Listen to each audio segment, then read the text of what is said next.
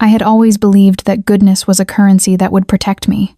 That night, I learned how dangerously wrong I was. The rain came down in sheets, turning the cobblestones of Via della Scala into rivers of reflected neon. I was closing up the small bookshop where I worked, my fingers fumbling with the ancient lock while my umbrella fought the wind. Florence at midnight was usually romantic in a melancholy way, but tonight it felt hostile. I heard the gunshot before I understood what it was. The sound cracked through the rain, sharp and final, and my body reacted before my mind caught up. I dropped my keys. They clattered against the stone, the sound swallowed by thunder that wasn't thunder at all. It was the screech of tires, the shouting of men in rapid Italian that my 2 years in the city couldn't fully translate. Then I saw him. He came around the corner like something fleeing hell itself, one hand pressed against his side, the other gripping the wall for support. Even in the darkness, even through the rain, I could see the blood. It painted his white shirt black, spreading with terrifying speed. Our eyes met. His were dark, not brown, but something deeper, almost black, even bleeding, even hunched with pain. There was an authority in his gaze that made my breath catch. He didn't ask for help. He didn't have to. I saw the exact moment he decided I was harmless. Saw the calculation behind the agony. Please. His voice was rough, accented, barely above a whisper. Behind him, the shouts grew closer. I heard car doors slamming, heard the heavy footfall of multiple men running. I should have gone inside. I should have locked the door and called the police and pretended I'd seen nothing. Every ounce of common sense I possessed screamed at me to walk away. Instead, I grabbed his arm. "This way," I whispered, pulling him toward the narrow alley beside the bookshop. My hands were shaking so badly I could barely hold on to him. He was tall, much taller than me, and the weight of him as he leaned into me nearly sent us both sprawling. The alley was barely wide enough for one person, a forgotten sliver of space between buildings that had stood for 500 years. I discovered it my first week working here. A shortcut that led to a small courtyard and then to another street entirely. He didn't question me, didn't hesitate. Despite his injury, despite the blood I could feel soaking into my coat, he moved with a grace that shouldn't have been possible. We pressed into the shadows just as his pursuers rounded the corner. I held my breath. 3 men, all armed, all scanning the street with the systematic efficiency of hunters. They spoke in low, clipped tones. One of them kicked my fallen keys, sending them skittering. Another checked the bookshop door. The man beside me was completely still. His hand had moved from his side to the inside of his jacket, and even in the darkness, I could see the shape of what he reached for. A gun. He had a gun. My heart hammered so hard I was certain they would hear it. But the rain saved us. The rain and the darkness, and the fact that no one expects prey to hide in a crack so narrow it barely qualifies as space. After what felt like hours but was probably only seconds, they moved on, their voices fading as they headed toward the river. We waited. His breathing was labored now, and I could feel him trembling, whether from pain or adrenaline, I couldn't tell. Minutes passed. The rain continued its relentless assault. Finally, he spoke. "They're gone." I turned to look at him and immediately wished I hadn't. In the faint light bleeding down from a high window, I could see his face properly for the first time. He was younger than I'd thought, early 30s, perhaps with sharp features that would have been handsome if they weren't currently gray with blood loss. His dark hair was plastered to his forehead, and there was a hardness around his mouth that spoke of violence and control. "You're still bleeding," I heard myself say, which was possibly the most obvious statement in history. "I know." He shifted, wincing, and I saw his jaw clench. "You should go. Forget you saw me." It was a command, not a suggestion. And yet, something in his tone made it clear he didn't actually expect me to obey. I didn't know who he was, didn't know what he'd done, or why those men wanted him dead. But I'd spent 2 years rebuilding myself in this city, learning to trust my instincts again, and every instinct I possessed said that walking away would haunt me forever. "My apartment is 10 minutes from here," I whispered. "Can you walk?" He stared at me for a long moment, and I saw something flicker in those dark eyes. Surprise, maybe, or calculation. "You don't want to do this." "Probably not." My voice shook. "But you'll die if I don't, won't you?" A ghost of something that might have been a smile touched his lips. Yes. Then we should go. Getting him to my apartment was a blur of fear and adrenaline. He moved like a man used to, pushing through pain.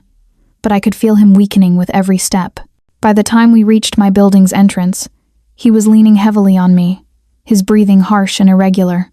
My flat was small, a studio on the 3rd floor with barely enough room for a bed, a kitchenette, and a single window that looked out onto a quiet street. I'd chosen it because it was safe, affordable, anonymous. Now I was bringing a bleeding stranger into my sanctuary. I helped him to the bed, and he collapsed onto it with a grimace.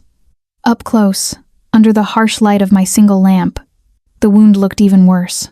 The bullet had caught him in the side, just below the ribs, still bleeding, but not pumping. That was good, wasn't it? Do you have a first aid kit? He asked, his accent turning the words musical despite the circumstances. Yes, but shouldn't you go to a hospital? No hospital. His tone left no room for argument. The kit, please. I retrieved it from the bathroom with trembling hands.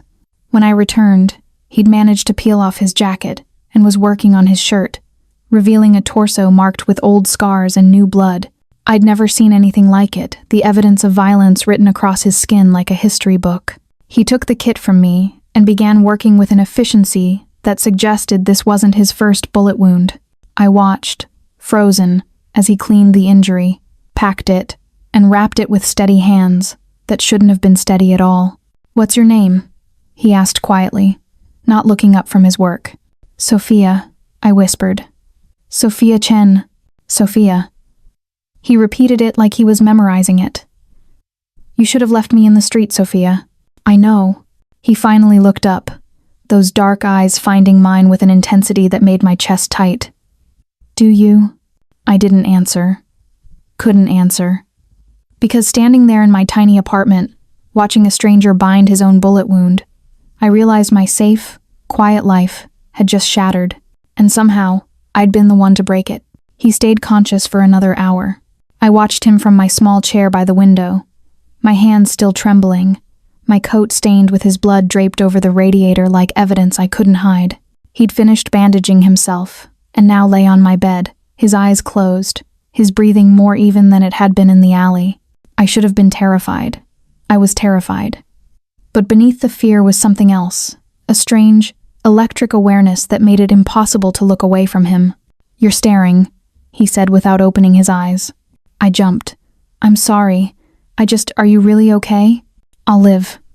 He opened his eyes then, turning his head to look at me. Thanks to you. Those men. I started, then stopped, unsure if I wanted to know the answer to the question forming. They wanted to kill you. Yes. The simple confirmation sent ice through my veins.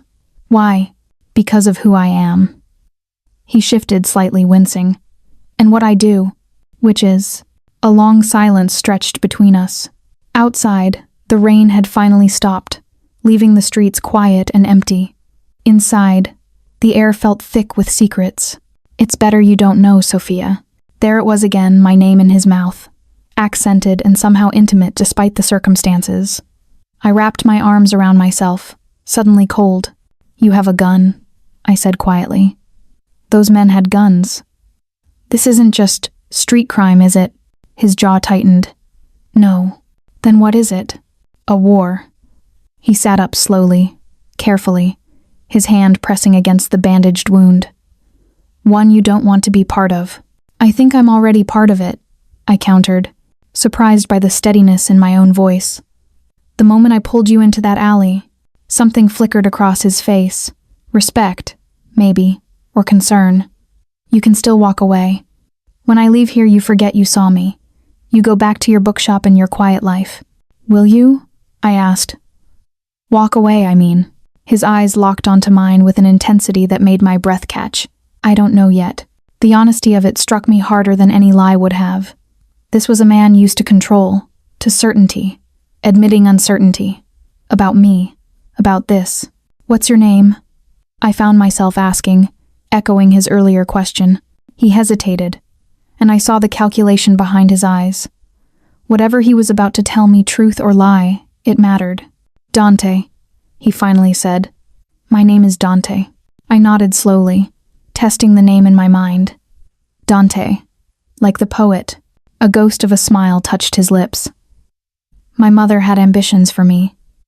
Clearly, they didn't work out. Despite everything, the blood, the guns, the danger that felt like a living presence in my small apartment, I almost laughed. Almost. You should sleep, I said instead. You need to heal. So do you. He gestured to the chair where I sat. That can't be comfortable. I'm not taking the bed from an injured man. You're not taking it from me. We're sharing it. He must have seen my expression because he added, I'm not going to touch you, Sophia. You have my word. But you'll be unconscious from exhaustion in an hour, and I'd rather you didn't fall out of that chair and crack your head open. I've seen enough blood tonight. He was right, of course. I was exhausted, bone-deep and soul-weary in a way I hadn't felt since I'd left San Francisco 2 years ago. And the bed was large enough, barely, for 2 people if they kept strictly to their own sides. Okay, I whispered. I stood, smoothing down my clothes, still damp from the rain, still spotted with his blood.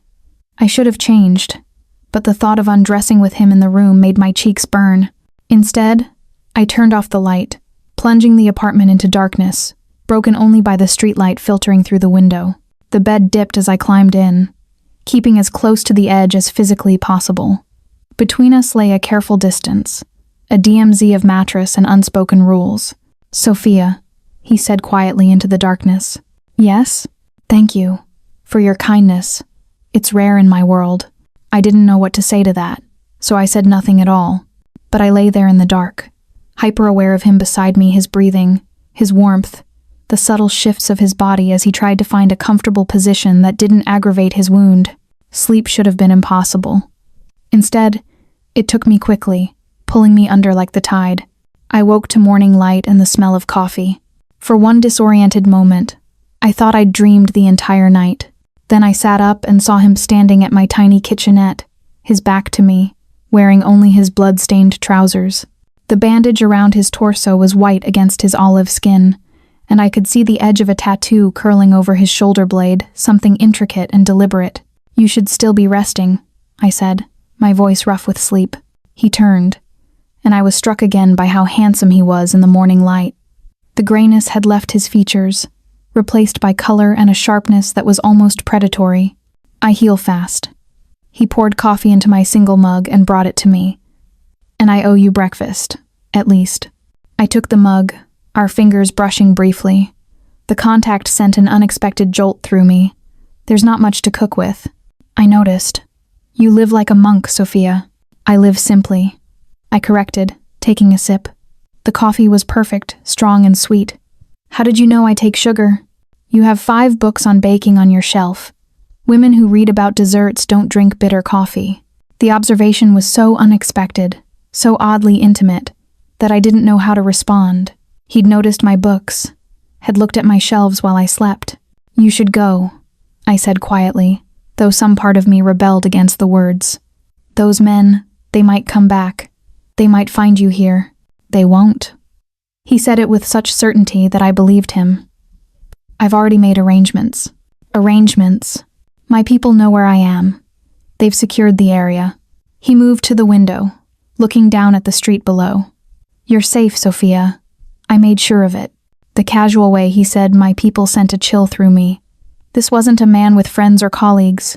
This was a man with resources, with power, with an organization behind him. Who are you really? I asked, setting down the mug with shaking hands. And don't say Dante. Tell me the truth. He was quiet for a long moment, his back still to me, his body silhouetted against the morning light. When he finally spoke, his voice was low and careful. If I tell you, there's no going back. You'll be safer not knowing. I stopped being safe the moment I helped you, I whispered. Please, I need to understand what I've done. He turned then, and the look on his face was something between regret and resignation. My full name is Dante Valentino. He paused, watching my reaction. And I'm the head of the Valentino family. The name meant nothing to me for a heartbeat. Then recognition crashed through like a wave. Valentino. The Valentino family. I'd seen the name in newspapers, heard it whispered in cafes. One of the most powerful crime families in Italy. Mafia. I'd saved a mafia boss. And he was standing in my apartment, looking at me like I was something precious he'd accidentally broken. The silence that followed his confession felt alive. I stared at him. This man, this Dante Valentino, and tried to reconcile the bleeding stranger from last night with the name that carried weight even in my sheltered existence. The Valentinos controlled half of Florence, if the rumors were true. Controlled meant owned, influenced, protected, destroyed. Say something, he said quietly. I don't know what to say. My voice came out smaller than I wanted. You're a criminal, a killer, a monster, depending on who you ask. His tone was matter of fact, almost clinical. All of it's probably true. Then why tell me? The question burst out before I could stop it. Why not just leave and let me believe you were, I don't know, a robbery victim or something? He moved closer, and instinctively I pressed back against the headboard. He noticed, and something like pain flickered across his face. But he stopped, keeping distance between us. Because you deserve the truth. Because you risked your life for me, and I won't repay that with lies. He ran a hand through his dark hair, a gesture that seemed almost frustrated. And because those men who were hunting me, they saw you, Sophia. Maybe not clearly, but they saw someone help me escape, which means you're not safe anymore. The floor seemed to tilt beneath me. What? I've posted guards on this street. You won't see them, but they're there. And I'm having your building's security upgraded. He spoke like he was discussing the weather. Not the complete upending of my life. You'll be protected. Protected. I repeated the word like it was foreign. From what? From anyone who might think you're valuable to me. From anyone who might want to use you as leverage. His jaw tightened. From the consequences of your own kindness. I climbed out of bed on shaking legs, needing distance, needing to move. My small apartment suddenly felt even smaller with him in it. This dangerous, beautiful man who'd brought violence into my sanctuary. I don't want protection, I said, though we both knew it was a lie. I want my life back. I know. The gentleness in his voice was somehow worse than anger would have been. But we don't always get what we want. I turned to face him, and something in my expression must have shifted because his whole demeanor changed, became more alert, more focused. What happens now? I asked. Do I just go back to work? Pretend last night didn't happen? You go back to your life. With adjustments. He moved to where his ruined shirt lay draped over my chair and pulled something from the pocket. A phone, sleek, expensive, definitely not mine. This is for you. My number is programmed in. If anything happens, anything unusual, anyone approaches you, you feel unsafe, you call me immediately. I have a phone. Not like this one. This is encrypted. Untraceable. He held it out, and when I didn't take it immediately, he stepped closer, closing the distance I'd created. Please, Sophia, let me do this one thing. His proximity did something strange to my breathing. Up close, I could see flecks of amber in his dark eyes, could smell something masculine and cedar-like beneath the copper scent of blood that still clung to him. I took the phone. Our fingers brushed again, and this time the contact lasted longer, long enough for me to feel the calluses on his hands, the warmth of his skin. Thank you, I whispered, though I wasn't entirely sure what I was thanking him for. A knock at the door shattered the moment. Dante's entire body went taut, his hand moving to his waistband where his gun must have been. He moved in front of me with fluid speed, positioning himself between me and the door. Stay behind me, he ordered quietly. My heart hammered. Who?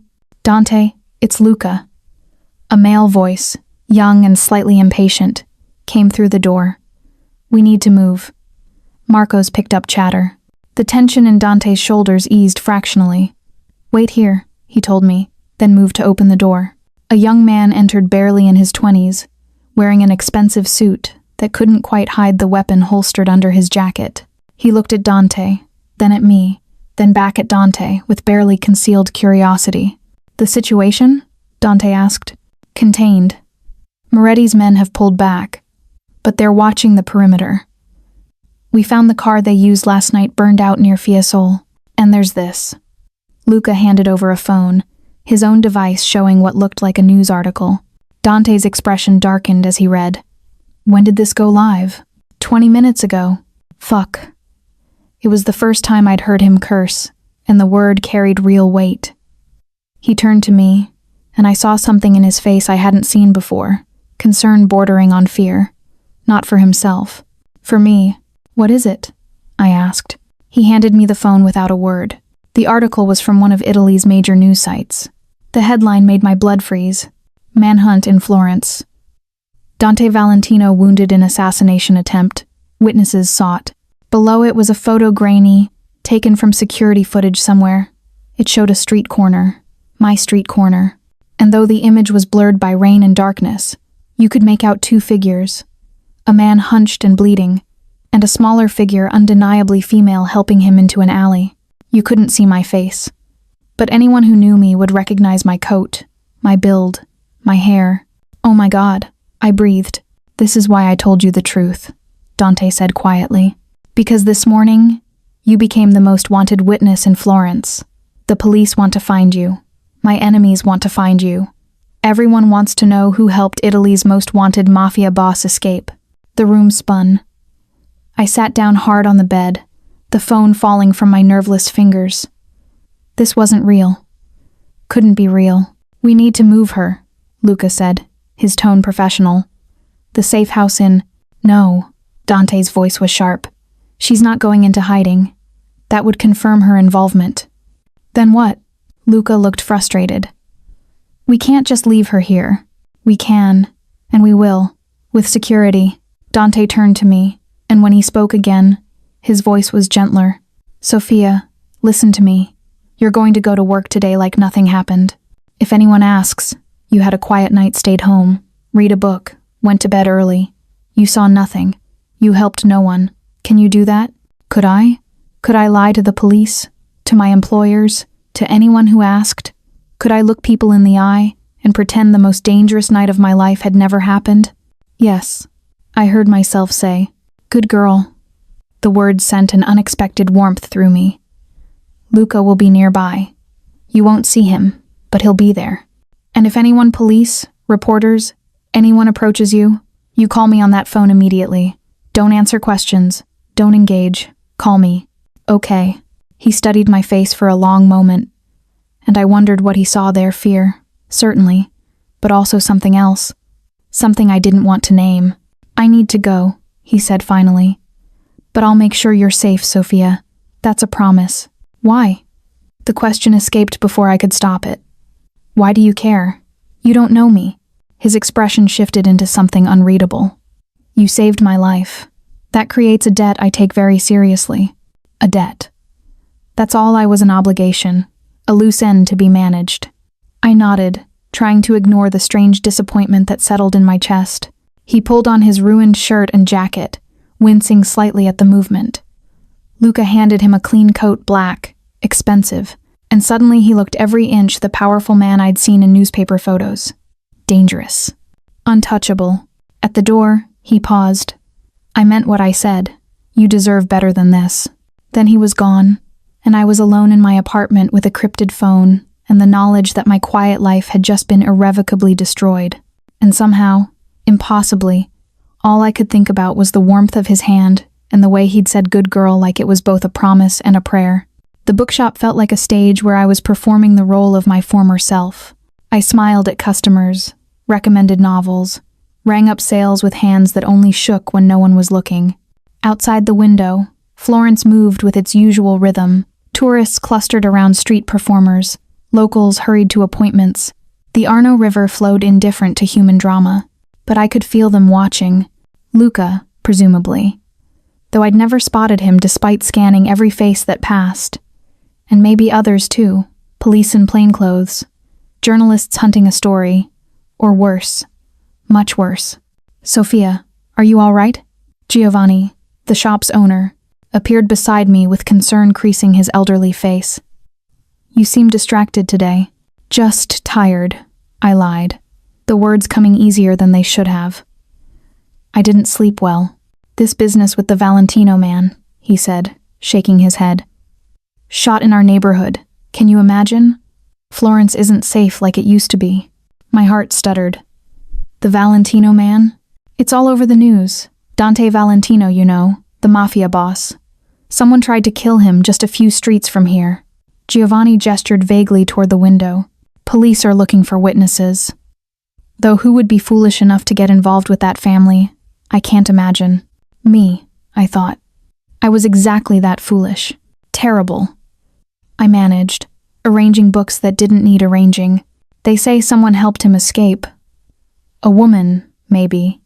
Can you believe it? Helping a criminal like that? Giovanni shook his head again. She must be insane, or in love. Sometimes they're the same thing. I thought of Dante standing in my apartment, blood-stained and beautiful, telling me I deserved better than the danger he'd brought into my life. I thought of his hand brushing mine as he gave me the encrypted phone that now sat like a grenade in my pocket. Maybe she was just kind, I said quietly. Giovanni laughed. Kind? To Dante Valentino? My dear Sophia, kindness to the devil is just another form of damnation. The afternoon brought rain again, and with it, fewer customers. I was shelving returns in the back when the bell above the door chimed. I turned, my standard greeting dying on my lips. Two men in suits stood just inside the entrance, their professional smiles not quite reaching their eyes. Police! My instincts screamed, or something worse. Good afternoon, the taller one said, his Italian accented with something northern. We're looking for the owner? Giovanni, I called, hating how my voice shook. Someone's here for you. Giovanni emerged from his office, all pleasant confusion. Yes? How can I help you, gentlemen? Detective Ricci, Florence Police. The tall man showed a badge. We're investigating the incident that occurred 2 nights ago on Via della Scala. We're conducting interviews with local businesses. Of course. Giovanni gestured welcomingly. Though I'm not sure how much help I can be. I wasn't here that night. But your employees might have been? The detective's gaze slid to me, and I felt it like a physical touch, assessing, calculating. Miss Chen. Sophia Chen. My throat was dry. But I wasn't here either. We close at 8. The incident occurred around midnight. You live nearby, don't you, Miss Chen? He pulled out a small notepad, consulting it. Via dei Serragli. Not far from here. How did he know where I lived? The question must have shown on my face because he smiled thinly. Standard background checks. Nothing to worry about if you have nothing to hide. The implication hung in the air like smoke. You didn't happen to see or hear anything unusual that night. The phone in my pocket felt like it was burning. Call me if anyone approaches you, Dante had said. But these were police. Official. I couldn't just refuse to speak to them, could I? No, I said, the lie tasting like ash. I was home, reading. I went to bed early, reading. He wrote something down. Do you often walk this route between your apartment and the shop? Every day. So you're familiar with the area, the alleys, the shortcuts. It wasn't a question. Including the small passageway beside this building, my blood went cold. They knew. Or they suspected. Or they were fishing, casting lines to see what they could catch. I know it exists, I said carefully. But I don't use it. It's too narrow and dark. Wise. Detective Ricci's smile widened fractionally. A young woman alone should be careful in this city, especially when criminals are being hunted through the streets. You never know who you might run into. The threat was delicate, almost polite, and utterly clear. Detective, Giovanni interjected, sensing something in the air. My employee has told you she saw nothing. Perhaps we could... Of course. Thank you for your time. Ricci handed Giovanni a card. If anyone remembers anything at all, please call.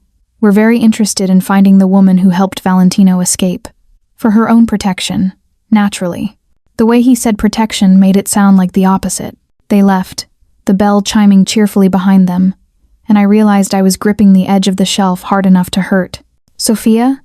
Giovanni's voice came from far away. You look like you've seen a ghost. I'm fine, I whispered. Just, can I take a break? Of course. Go, get some air. I fled to the back room, my hands shaking so badly it took 3 tries to pull out the phone Dante had given me. His number was the only one programmed in. I pressed call before I could second-guess myself. He answered on the first ring. Sophia, just my name. But the way he said it, urgent, concerned, made something in my chest tighten. The police were here, I said, my voice barely above a whisper. They asked about that night, about the alley. They know Dante. They know it was me. Where are you right now? The bookshop. In the back room. Is Luca nearby? Have you seen him? I don't know. I can't tell. There are too many people. A pause. And I could hear him moving.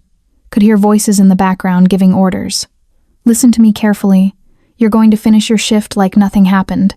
When you leave, go straight home. Take your usual route.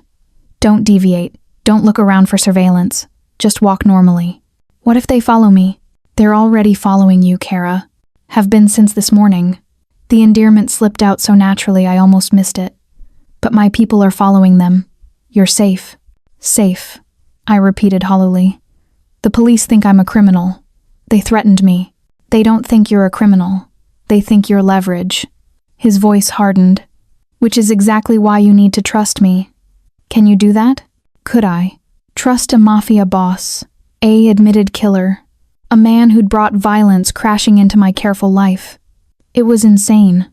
Yes, I whispered. Good girl. There it was again, that phrase that shouldn't have affected me but did.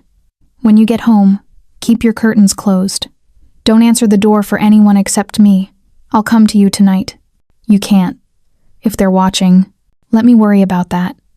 Just promise me you'll wait for me. Something in his tone made it impossible to refuse. I promise. Sophia. He paused, and I heard something shift in his voice. Something softer, more personal. You're braver than you know. Hold on to that. The line went dead, and I was left standing in a dusty back room, holding an encrypted phone, feeling like my entire existence had become something from someone else's life. Through the doorway, I could see Giovanni helping a customer, could see the ordinary world continuing like nothing had changed. But everything had changed.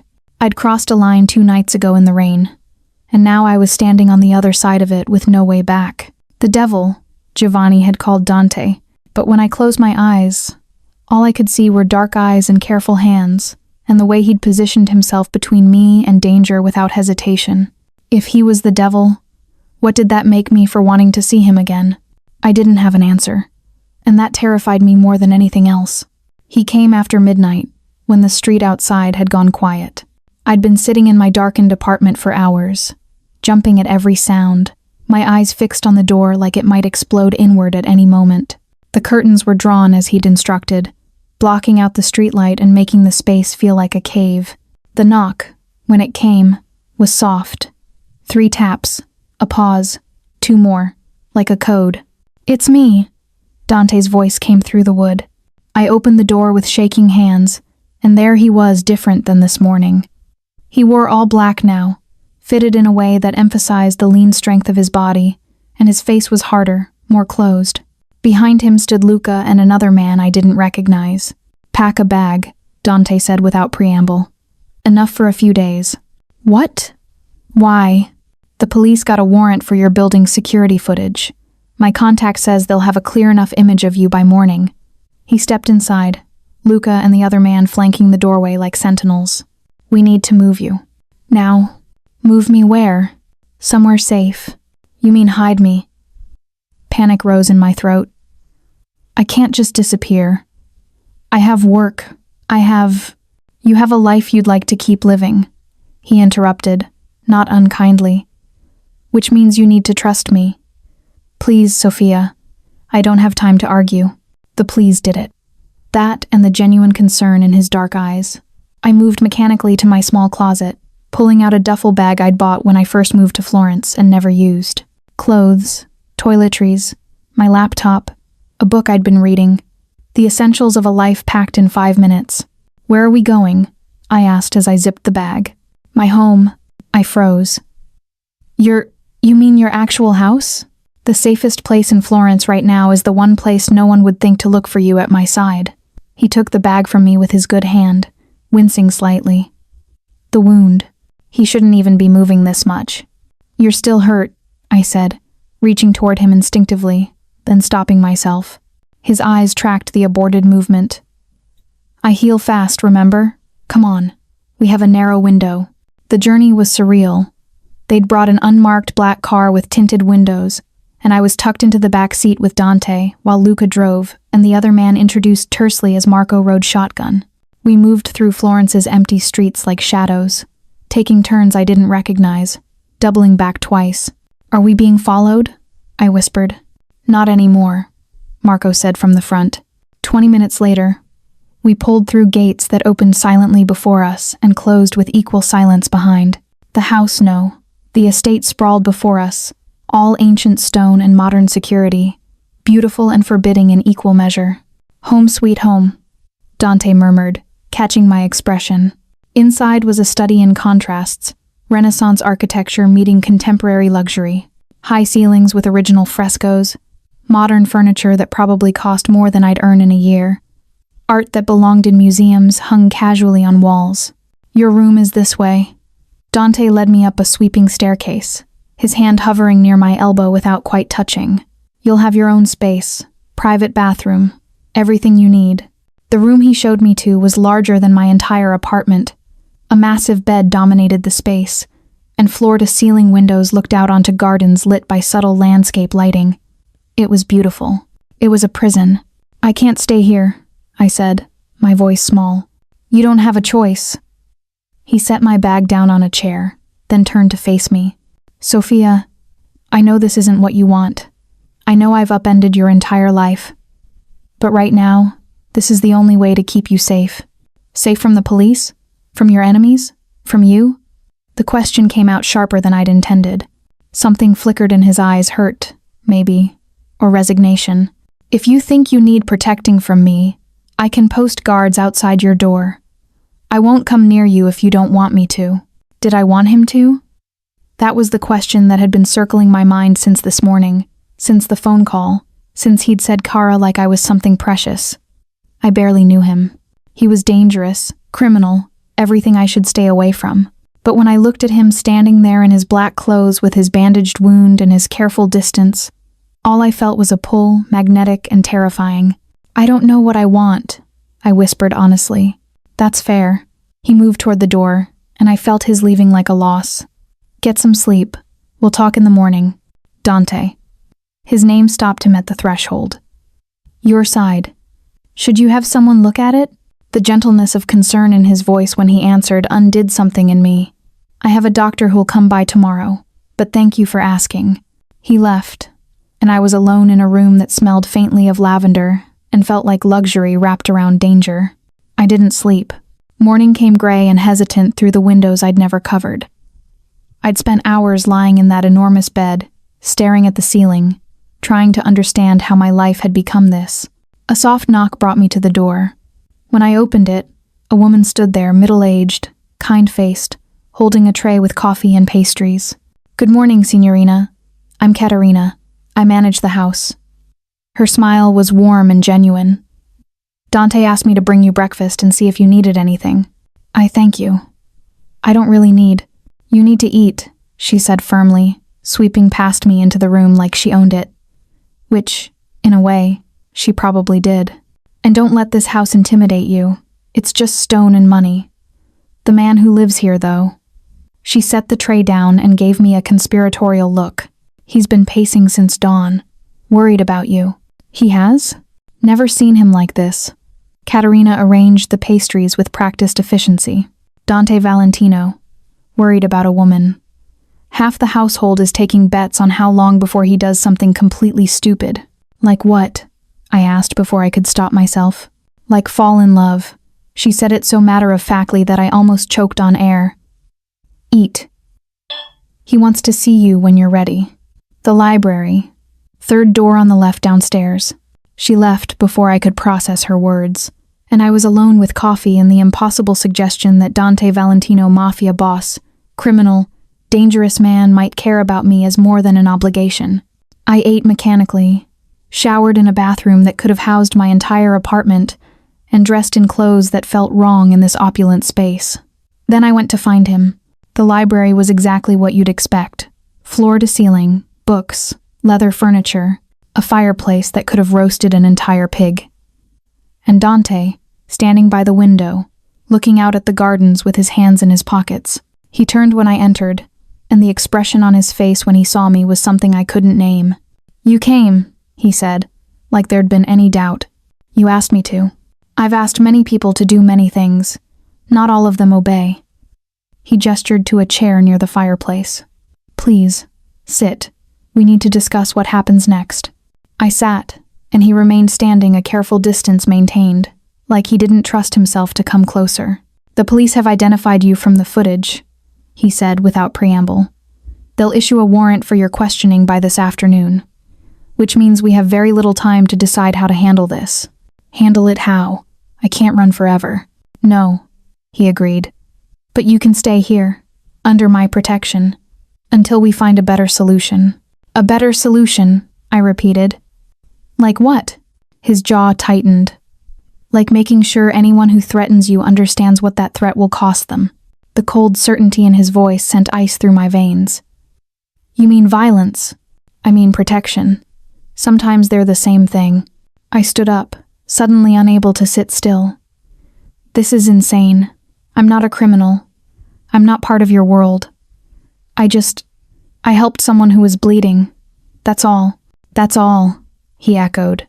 And suddenly he was moving, closing the distance between us with 3 strides. "You helped someone who was bleeding, and now you're on the radar of the police, my enemies, and every opportunist in Florence who thinks you might be valuable. You stopped being innocent the moment you pulled me into that alley, Sophia, and I hate that. I hate that your kindness is being punished, but I can't change it. All I can do is keep you alive." We were close now, close enough that I could see the amber flecks in his eyes again, could see the fine scar along his jawline that I hadn't noticed before. "I'm not asking for your gratitude," he said quietly. "I'm asking for your trust. Let me protect you. Please." And standing there in that beautiful library with danger pressing in from all sides, I realized I'd already made my choice. Maybe I'd made it 2 nights ago in the rain. Maybe I'd made it this morning when I'd worried about his wound before my own safety. "Okay," I whispered. "I trust you." The relief that crossed his face was so profound it almost looked like pain. "Thank you," he said. Then so softly I almost missed it. "I won't let anything happen to you. I swear it." It was a promise wrapped in danger, and I believed him completely. 3 days passed like a fever dream. I lived in Dante's house like a ghost present, but not quite real, existing in luxury while danger circled outside the gates. Caterina brought me meals. Luca nodded politely when we passed in hallways. Marco was a silent presence by doors and windows. And Dante kept his distance. I saw him at breakfast, where he'd read newspapers and asked about my comfort with careful formality. I saw him at dinner, where conversation stayed safely neutral, books I was reading, places in Florence I'd visited, nothing that touched on what we were or what this strange captivity meant. He never came closer than necessary, never stayed longer than appropriate. He was perfectly, maddeningly polite, and it was driving me slowly insane. On the 4th night, I couldn't sleep again. The bed was too soft, the room too quiet, my mind too full of questions I didn't know how to ask. I pulled on the silk robe that had been left in the closet, expensive and foreign against my skin, and wandered out into the house. The library drew me like gravity. I'd spent hours there during the days, losing myself in books that helped me forget I was essentially in hiding. The door was ajar, lamplight spilling into the dark hallway. He was there. Dante sat in one of the leather chairs, a glass of something amber in his hand, staring into the cold fireplace. He'd shed the formal clothes he wore during the day, and now wore only dark slacks and a white shirt, unbuttoned at the collar. The bandage on his side was gone, replaced by what looked like surgical tape over healing skin. "Can't sleep either?" he asked without turning around. I should have left. Should have apologized for intruding and retreated to my beautiful cage upstairs. Instead, I stepped inside. "How did you know it was me?" "I know the sound of your footsteps." He took a sip from his glass. "Caterina walks with purpose. Luca's boots echo. You move like you're apologizing for existing." The observation was so accurate it hurt. "I didn't mean to disturb you." "You're not." He finally turned to look at me, and something in his expression made my breath catch. "You could never disturb me, Sophia." The words hung in the air between us, heavy with meaning I didn't know how to unpack. "Why are you avoiding me?" The question escaped before I could stop it. His hand tightened on the glass. "I'm not avoiding you. You are. You barely speak to me. You won't come near me. I feel like a burden you're obligated to bear."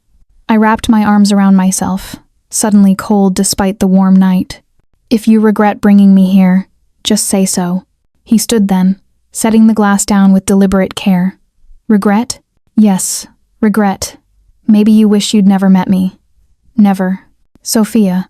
He said my name like a command, and suddenly he was moving toward me, eating up the space between us with predatory grace. "You think I regret you? I don't know what you think. You won't tell me anything real. You want real?" He stopped closer than he'd been since that first night. Close enough that I could smell cedar and something darker. "I'm avoiding you because being near you without touching you is the hardest thing I've done in years. I don't speak to you because everything I want to say would cross lines you're not ready for. And I won't come near you, because if I let myself, I won't be able to stop." My heart hammered against my ribs. "Stop what?" "This." He raised his hand slowly, giving me time to retreat, and cupped my face with a gentleness that contrasted everything I knew about him. "Wanting you. Thinking about you every moment. I'm not with you. Imagining what it would feel like to..." He stopped himself, jaw clenching, but his thumb traced across my cheekbone with devastating tenderness. "I'm not a good man, Sophia. I've done things that would make you run screaming if you knew the details. I've hurt people, killed people, built an empire on violence and fear." His voice dropped to barely above a whisper. "But when I look at you, I want to be better. I want to be someone worthy of the way you looked at me that night in the rain. Like I was worth saving." "Dante." I breathed, and his name in my mouth made him close his eyes like it caused him pain. "Tell me to leave," he said. "Tell me to go, and I will. Tell me you don't feel this thing between us, and I'll keep my distance. I'll protect you until you're safe, then let you go back to your life and never bother you again." Could I say that? Could I lie when his hand was warm against my skin and my body was drawn toward him like a tide toward the moon? "I can't," I whispered. His eyes opened, dark and intense. "Can't what?" "Can't tell you to leave. Can't say I don't feel it." My voice shook. "I don't understand it, and it terrifies me. But don't say more unless you mean it." His other hand came up to frame my face, and I was caged between his palms, held like something precious. "Because if you tell me you want this, want me, I won't be able to walk away, Kara. And you deserve someone better. Someone clean and safe and good." "Maybe I don't want safe," I heard myself say. "Maybe I'm tired of being careful." Something in him cracked. I saw it happen, saw the control he'd maintained for 4 days splinter like glass. "Sophia, kiss me," I whispered. "Please." For a heartbeat, he didn't move. Then he leaned down slowly, giving me every opportunity to change my mind. His eyes locked on mine like he was memorizing this moment. When his lips touched mine, it was gentle, almost tentative, like he expected me to bolt. But I didn't bolt. I melted into him, my hands coming up to grip his shirt, and felt him shudder against me. The kiss deepened, his hands sliding from my face to my hair, tilting my head to give him better access. He kissed like he did everything else with focused intensity, like nothing existed except this moment, this contact, me. I'd been kissed before, but never like this, never like I was air and he was drowning. When he finally pulled back, we were both breathing hard. His forehead rested against mine, his hands still tangled in my hair. "I can't do this halfway," he said roughly. "If we cross this line, if I have you, I won't let you go. You need to understand that." "I don't want you to let me go," I whispered, the truth of it settling in my bones. "I know it's crazy. I know I barely know you. But I feel safer with you than I've felt anywhere else. And don't." He kissed me again, softer this time, almost reverent. "Don't say more. Not yet. I don't want you making decisions you might regret when the danger passes. What if I won't regret it? Then we'll have this conversation again, when you're free to leave and choose to stay anyway. He stepped back, and the loss of his warmth felt physical. Go to bed, Sophia. Before I forget, I'm trying to be honorable. And if I don't want honor? The look he gave me was pure heat. Then we're both in trouble. I left before I could beg him to follow. My lips still tingling, my body humming with want I'd never let myself acknowledge. In my room, I touched my mouth and felt the ghost of his kiss like a brand. I was falling. Had already fallen. Maybe. That first night when he'd looked at me like I was someone worth protecting. And the most dangerous part wasn't that Dante Valentino was a criminal. It was that I no longer cared. The next day, everything felt different. Dante looked at me over breakfast like he was seeing me for the first time, his dark eyes tracking every movement I made. When I reached for the coffee pot, his hand brushed mine, and the contact lasted longer than necessary. When I stood to leave, his fingers grazed the small of my back, a touch so brief I might have imagined it, except for the heat it left behind. Walk with me, he said when the meal ended. Not a question, an invitation that felt like a need. The estate's gardens were extensive, manicured paths, winding through flowers and sculpted hedges, fountains that had witnessed centuries. We walked in silence for a while, the morning sun warm on my skin, his presence beside me both comfortable and electric. I didn't sleep, he said finally. Neither did I. I kept thinking about what you said, about feeling safe with me. He stopped walking, turning to face me with an intensity that stole my breath. Do you know what you do to me, Sophia? I shook my head, unable to speak. You make me want impossible things. You make me think about futures I have no right to dream about. He reached out, tucking a strand of hair behind my ear with devastating gentleness. And you make every wall I've built feel like paper. Is that bad? I whispered. I don't know. Probably. His hand lingered at my jaw, his thumb tracing patterns on my skin. But I can't seem to stop. Then don't, I said, surprised by my own boldness. Stop stopping, I mean. Stop keeping distance. Stop treating me like I'll break. You might. But even as he said it, he was pulling me closer, his arms wrapping around me like he'd wanted to for days. I'm terrified I'll break you. Held against his chest, I could feel his heartbeat rapid and strong. This man who commanded empires and inspired fear was trembling slightly, like I was the dangerous one. I'm stronger than I look, I murmured into his shirt. I know. You'd have to be, to survive what you've been through. He pulled back enough to look down at me. Katerina told me you left America running from something, a bad relationship. Heat flooded my cheeks. She talks too much. She cares about you. They all do, everyone in this house. You've charmed my entire staff in 4 days. His expression softened. But I need to know, Sophia. If we do this, if we cross this line, is it because you want me? Or because you're used to men making decisions for you? The question struck deep. James, my ex, had been controlling in ways I hadn't recognized until I'd left. Had chosen my clothes, my friends, my life, all while calling it love. I want you, I said clearly, looking straight into Dante's eyes. Not because you're making me, not because I'm scared or confused. I want you because when I'm with you, I feel like I can breathe. Like I'm allowed to exist fully for the first time in years. His control shattered visibly. Dio, Sophia. He kissed me then, not gentle like last night, but hungry, his hands sliding into my hair and tilting my head back to deepen the contact. I gasped against his mouth, and he took advantage, his tongue sliding against mine in a rhythm that made my knees weak. We stumbled backward until my back hit a wall, ancient stone warm from the sun, and he pressed against me, letting me feel the solid weight of him, the want he'd been restraining. Tell me to stop, he breathed against my lips. Tell me this is too fast, too much. Don't stop, I whispered. Please don't stop. He made a sound low in his throat, half groan, half surrender, and kissed me again like I was oxygen. His hands roamed now, mapping my body through my clothes, careful but possessive, and everywhere he touched burned. Not here, he said roughly, pulling back with visible effort. Not against a wall like I can't control myself. You deserve better. I don't care about better. I care about you. Sophia, my name was a prayer and a curse. If we do this, I'm taking you to my bed. I'm taking my time, and I'm not letting you leave until I've learned every sound you make, every way you respond to my touch. Are you sure that's what you want? My entire body was trembling with want, with nervousness, with the enormity of what I was agreeing to. But beneath the fear was certainty, bright and unshakable. Yes, I whispered.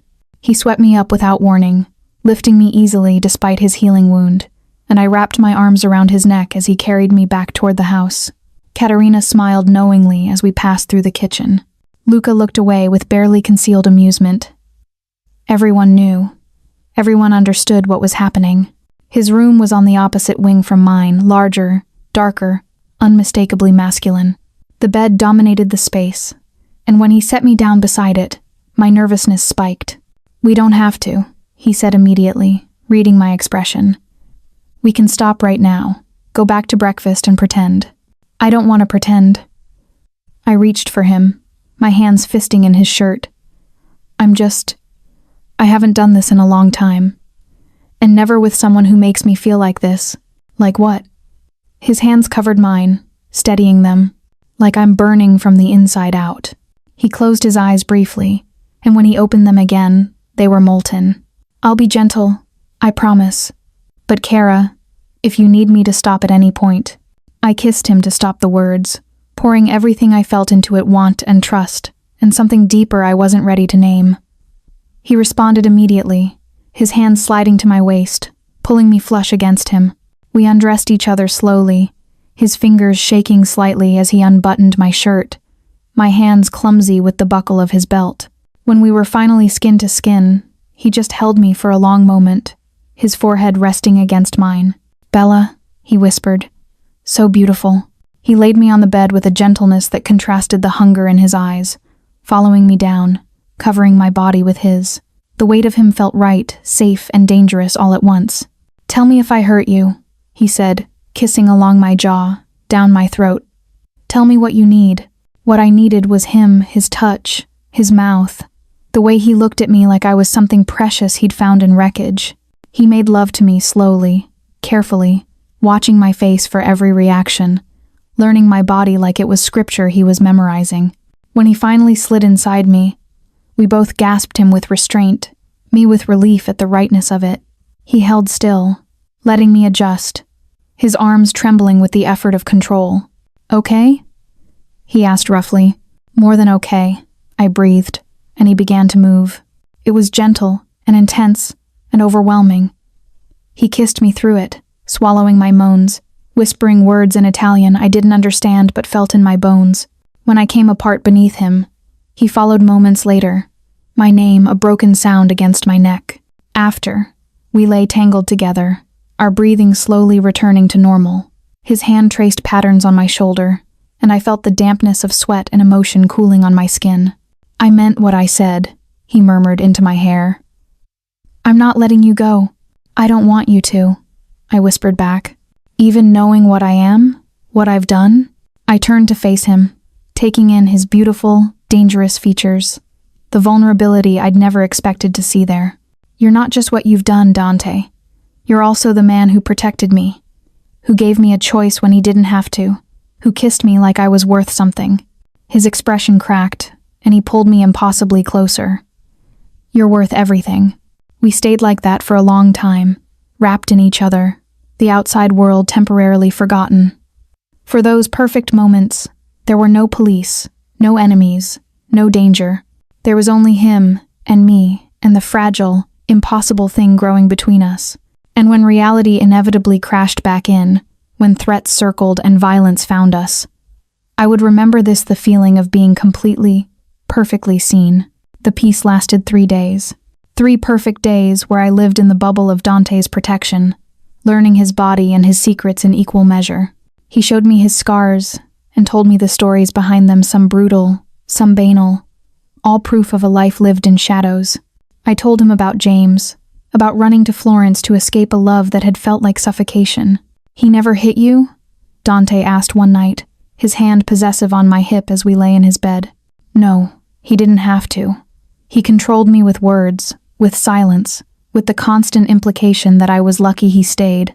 I pressed my face into his chest, breathing in cedar and safety. Leaving him was the hardest thing I'd ever done. Until I met you. Am I harder? His tone was light, but I heard the real question underneath. You're different. With him, I was afraid to exist. With you, I'm afraid of how much I want to exist, fully, completely, even if it's dangerous. He'd kissed me then, deep and thorough, like he could chase away old ghosts with the heat of his mouth. But on the fourth day, the ghosts found us.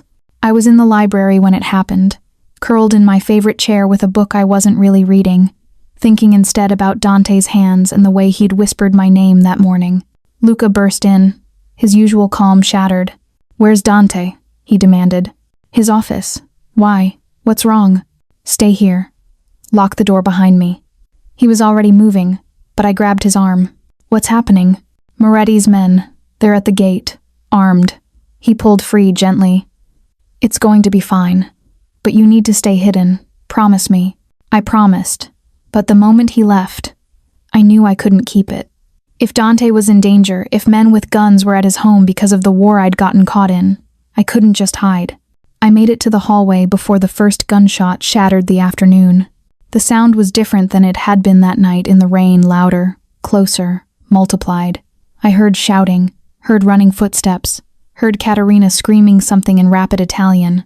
"Sophia," Dante's voice, raw with panic, echoed through the house. "Sophia, where are you?" "Here." I ran toward his voice, emerging into the main foyer, just as chaos erupted. They'd breached the gate. 5 men, maybe 6, pouring through the front door with weapons raised. Dante's men were already engaging. The house that had seemed like a sanctuary transforming into a war zone in seconds. Dante saw me and his face went white. "Get down." I dropped instinctively as bullets tore through the space where I'd been standing. Someone grabbed me, Marco, pulling me behind a pillar with bruising force. "Stay here," he ordered. "Don't move, don't make a sound." But I could see Dante now, could see him moving with lethal grace, his gun raised, his face a mask of cold fury. He shot without hesitation, and men fell. This wasn't the tender lover who'd held me this morning. This was the man the newspapers wrote about, the killer, the boss, the monster, and he was beautiful. One of Moretti's men broke through the line, heading straight for the pillar where Marco and I hid. Marco stepped out to intercept, and I heard the sickening thud of impact. Saw him go down.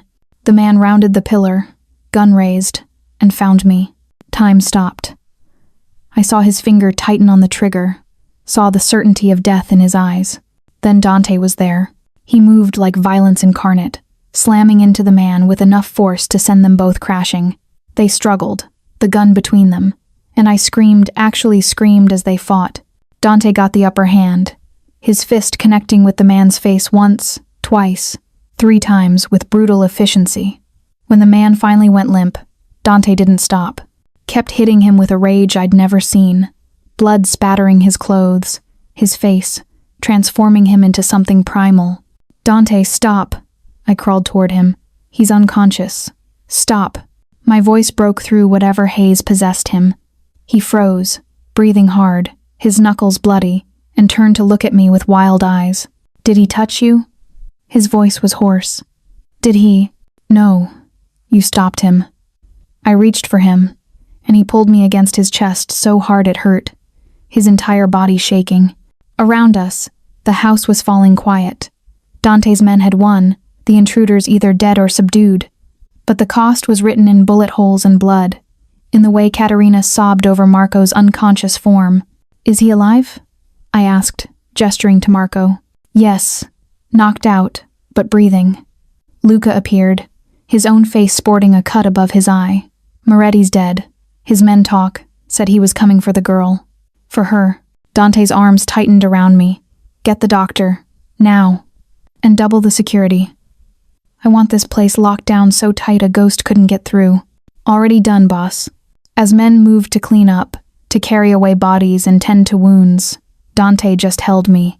His heart hammered against my cheek, and his hands kept moving over me, checking for injuries, reassuring himself I was whole. "I'm okay," I whispered. "I'm okay. You're not okay. None of this is okay." He pulled back to cut my face, and his hands were still bloody. "They came for you, Sophia. They were going to kill you to hurt me. And they almost but they didn't. You stopped them. This time, what about next time? What about when I'm not fast enough? His control was fracturing, showing me the fear beneath the violence. I can't lose you. I can't. You won't, I said with certainty I didn't quite feel. We'll figure this out. He kissed me, then desperate and hungry, tasting like blood and terror and relief. When he pulled back, his eyes were wet. I love you, he said roughly. I know it's too soon. I know it's insane. But I love you, Sophia. And I will burn this entire city to ash before I let anyone hurt you. The declaration should have frightened me. Maybe once it would have. But standing in a war zone of his making, seeing the lengths he'd go to protect me, all I felt was certainty. I love you too, I whispered. God help me. I love you too. He crushed me against him, and we stood there in the wreckage, holding each other like we could keep the world at bay through will alone. Later, after the doctor had tended to Marco and declared him concussed but stable, after the bodies had been removed and the blood cleaned, Dante and I retreated to his room. He was quiet as he showered, and I waited on the bed, wrapped in his shirt, processing what I'd witnessed. He emerged wearing only a towel, water still beating on his skin, and found me watching him. Do I scare you now? He asked quietly. Now that you've seen what I really am? You're a protector, I said. A violent one.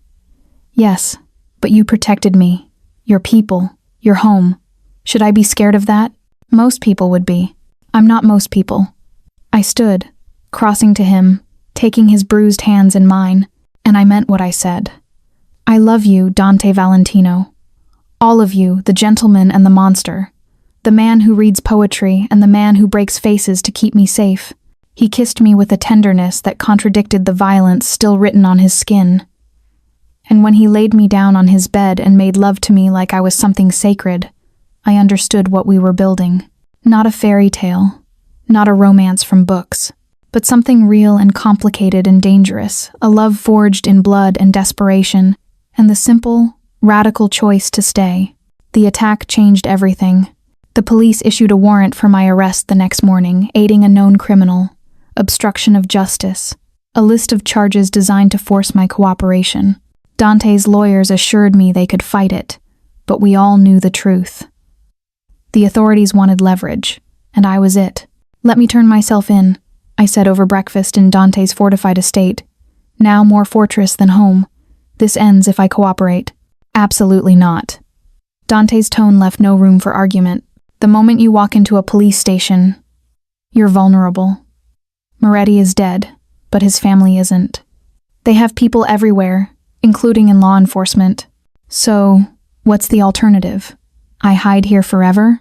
We leave Italy. Luca spoke from his position by the door, his head still bandaged from the attack. Sicily has family who'd shelter you both. Or we could go to ground in Greece, Albania. Run, I interrupted. You mean run? Silence fell heavy over the table. Yes, Dante said finally. We run. Together. I liquidate what I can, establish operations elsewhere, and we start over. You'd give up everything you've built? I stared at him. Your family's legacy? Your power here? For you? His dark eyes found mine, and the intensity there stole my breath. Without hesitation, it was everything I'd never known. I wanted a man willing to sacrifice his empire for me. But the enormity of it, the cost, made me feel like I was drowning. I need air, I whispered, standing on shaking legs. Sophia, please, just give me a moment. I fled to the gardens, to the wall where he'd first kissed me, and tried to breathe through the panic. Behind me, I heard footsteps lighter than Dante's, female. He means it, you know, Katerina said, coming to stand beside me. I've known Dante since he was a boy, raised by violence, shaped by duty. I've never seen him willing to walk away from any of it. Until you. That's what scares me. What if I'm not worth it? What if love requires sacrifice? She smiled gently. My dear, that's what love is. The question isn't whether you're worth it. It's whether you're brave enough to let him make that choice. What if I asked him to stay, to fight instead of run? Then he'd fight. And possibly die. Is that what you want? No. God, no. The thought of Dante dead because of me made bile rise in my throat. But running felt like failure, like letting the people who'd tried to kill us win. What would you do? I asked. Katerina was quiet for a long moment. I'd choose the life that lets you both survive. Everything else, power, legacy, pride, means nothing if you're not alive to enjoy it. She left me there with my thoughts and the weight of an impossible choice. I found Dante in his office, surrounded by papers and looking exhausted. He stood when I entered, and I saw the fear in his eyes, fear that I'd chosen to leave, to turn myself in, to save him from the burden of me. I'll go with you, I said before I could lose my nerve. Wherever you want to run, I'll go. Relief crashed over his features. Sophia, but not because you're making me, because I choose you, because a life without you isn't worth living safely. I crossed to him, taking his hands. You've given me something I never had before, the freedom to choose my own danger. And I choose you, Dante. Every time. He kissed me like I was air and he'd been drowning, his hands framing my face with desperate tenderness. I'll spend every day making sure you don't regret this. I swear it. I know. Planning began that afternoon. Luca coordinated with contacts in Montenegro, where Dante had allies willing to harbor us.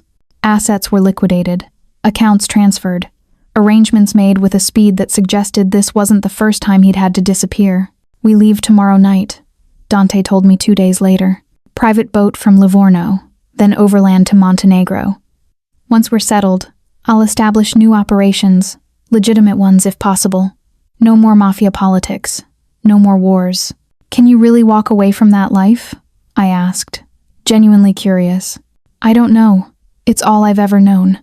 He pulled me against him, his arms wrapping around my waist. But I know I can't walk away from you, so I'll learn. That night, our last night in Florence, he took me back to Via della Scala. The bookshop was dark, closed, police tape still marking it as part of an investigation. We stood in the alley where I'd hidden him, rain falling like it had that first night. This is where it started, he said quietly. Where you destroyed my carefully controlled life. Sorry, I said, not meaning it at all. Don't be. You saved me in more ways than one. He turned me to face him, rain plastering our hair, making his dark eyes shine. I was dying before I met you, Sophia. Not from bullets, but from the emptiness of living without purpose beyond survival. You gave me something to fight for besides power. You gave me a future I actually want to live to see. What future? I whispered. One where we're together. Where you open another bookshop in some coastal town, where no one knows our names. Where I learn to drink coffee on terraces, and be boring, and make you happy. He kissed me softly. Whatever you want, I'll build it for you. I just want you, I said. Everything else is negotiable. We made love that night in his bed, slow and thorough, memorizing each other like we were afraid of forgetting, despite the promise of tomorrow. And when dawn came gray and uncertain, we packed the last of our essentials and prepared to leave. Katerina cried as she hugged me goodbye. Take care of him, she whispered. He's harder than he looks, but more fragile too. Make him laugh. Make him forget what he used to be. I will, I promised. Luca drove us to the port, the journey quiet and tense. At the dock, a small boat waited, captained by a weathered man who nodded to Dante without speaking. This is it, Dante said, looking back at the city lights of Florence, jewel of the Renaissance. Now a place we could never safely return to. No going back after this. Then let's go forward. I took his hand, and together we stepped onto the boat.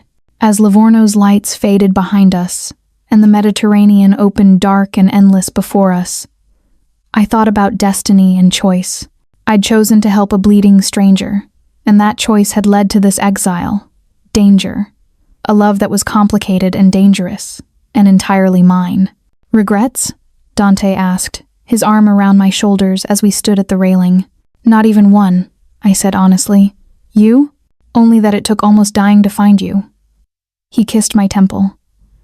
But I'd take that bullet again if it led here. Somewhere behind us, the life we'd known receded. Somewhere ahead, uncertainty waited with patient teeth.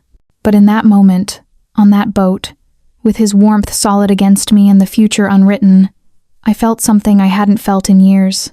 Free, dangerously, impossibly free, and choosing, every day, to stay that way. Montenegro accepted us like ghosts. The coastal town where we settled was small, too small for tourists, too quiet for anyone to look closely at the well-dressed man and his American girlfriend, who moved into the old stone house on the cliff. We became Dante and Sofia Romano, a couple who'd left Italy for reasons no one needed to know. The first weeks were strange. Dante, unused to idleness, paced the house like a caged thing, until I suggested he help me set up the bookshop I'd told him I wanted. The space we found was perfect. A narrow building near the water, all exposed stone and potential. I've never built anything legal in my life, he confessed one afternoon, paint staining his hands as we worked on the walls. Then this will be a first. I stood on a ladder, brush in hand, and smiled down at him. Everything with us is a first. He pulled me down, kissing me with paint-stained hands and the kind of tenderness that still surprised me. I love you, you know. In case I don't say it enough. You say it plenty. I kissed him back, but I never get tired of hearing it. The shop opened quietly 3 months after we arrived. Local residents came cautiously at first, suspicious of outsiders, but slowly they warmed to us. I recommended books in broken Montenegrin, learning the language with the same determination I'd learned Italian. Dante charmed elderly women and intimidated no one, his dangerous edges softening in the absence of violence. But some edges can't be smoothed entirely. One evening, 6 months into our new life, he came home with blood on his knuckles. What happened? I asked, pulling him to the sink to clean the wounds. Some men from Albania. They recognized me, thought they could leverage my old connections for their business. His jaw was tight. I explained we weren't interested. With your fists? It was the most diplomatic solution available. He caught my expression and winced. I'm sorry, Sophia. I tried to walk away, but they pushed, and I defended yourself. I finished bandaging his hand, then kissed his knuckles gently. I'm not angry, Dante. I know who you are. I just worry that your past will find us. It won't. But he said it like a promise he wasn't sure he could keep. 3 days later, Luca arrived. I was arranging books when he walked through the door, looking travel-worn and serious. We need to talk, all of us. In our small living room overlooking the Adriatic, Luca laid it out. The Valentino family was fracturing without Dante. His younger brother, Matteo, had seized control, but was running the operation into the ground with recklessness and greed. Enemies were circling. Territory was being lost. They want you back, Luca said. The family, the captains, everyone. Matteo's a disaster, and they know it. Dante's expression was unreadable. I'm out. I told them that when I left. I know. But Florence is burning, and they're desperate. Luca's voice dropped. And Sophia, the warrant for your arrest has been dropped. Insufficient evidence. You're free to return. The news should have been relief. Instead, it felt like a trap. Why now? I asked. Why drop it after all this time? Because Matteo arranged it. Thought it would lure Dante back, remove the excuse for staying away. Luca looked between us. He's not wrong. The legal thread is gone. You could go home. Home. The word felt foreign. Was Florence home? Or was it this small town where I sold books, and Dante learned to make coffee without burning it? No, Dante said flatly. Tell them I'm not coming back. Dante. I said no. He stood, crossing to the window, his body tense. I've built something here. Something good. I'm not destroying it to save a family that never cared about anything beyond power. After Luca left, we didn't speak about it, but I felt the weight of the decision hanging between us, heavy and unresolved. That night in bed, I finally broke the silence. If you want to go back, I'll understand. He turned to me in the darkness. Do you want to go back?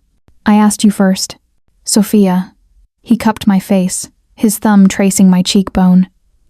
That life nearly killed you. Why would I ever want to return to it? Because it's who you are, who you were. I covered his hand with mine, and because running from something doesn't erase it. Those people, your family, they're part of you. You're my family now. His voice was rough with emotion. You and this quiet life, and the bookshop where you look at me like I'm someone worth knowing. That's enough for me. Is it? I asked gently. Or are you just telling yourself that because you love me? He was quiet for a long time. I don't know, he finally admitted. I don't know if I can ever fully leave that world behind. It shaped me, made me who I am. But I know I can't go back to it. Not fully. Not without losing you. You won't lose me, I promised. But Dante, you can't ignore this forever. That world you left? It's not done with you. Today was Luca asking nicely. Tomorrow might be enemies who aren't so kind. He pulled me against him, his heart beating steady beneath my ear. Then tomorrow we'll deal with it. Together. It wasn't a solution. It wasn't even really an answer. But it was truth messy, and complicated, and real. Weeks passed. Luca returned to Italy with Dante's refusal, and we settled back into our quiet life. But something had shifted. Dante was restless, taking long walks on the cliffs, staring out at the sea like it held answers. One evening, I found him in the bookshop after closing, sitting in one of the reading chairs, a book forgotten in his lap. What are you thinking about? I asked, settling into his lap. Whether you can ever truly escape destiny, or if it just follows you to new places. He wrapped his arms around me. I built an empire on violence, Sophia, and now I'm trying to build a life on peace. Sometimes I wonder if I'm fooling both of us. You're not violent with me. You're not violent here. I turned to face him. That counts for something, does it? Or am I just waiting for the next excuse to break someone's face? Is that what you want? I asked, seriously. To go back to that life? He was quiet for a long time. No, and yes. I don't miss the violence or the politics, but I miss mattering. I miss building something bigger than myself. He met my eyes. Is that terrible? It's honest. I kissed him softly. Maybe there's a middle path. You can matter without violence. You can build without blood. How? I don't know yet, but we'll figure it out. I rested my forehead against his. We've survived assassination attempts and exile. I think we can handle an identity crisis. He laughed, and the sound was more precious than gold. You make everything seem possible. That's because with you, everything is possible. We sat there as dusk fell over the small town, surrounded by books and the smell of the sea, holding each other against the uncertainties of tomorrow. Outside, the world that had tried to kill us still turned. Inside, we built something fragile and precious, not perfect, never perfect, but ours. And when threats came again, as they inevitably would, we'd face them together. Not as the Mafia boss and the innocent girl who saved him, but as two people who'd chosen each other despite every reason not to. Two people who'd found love in blood and rain. Two people building a life one dangerous day at a time. And somehow, impossibly, that was enough.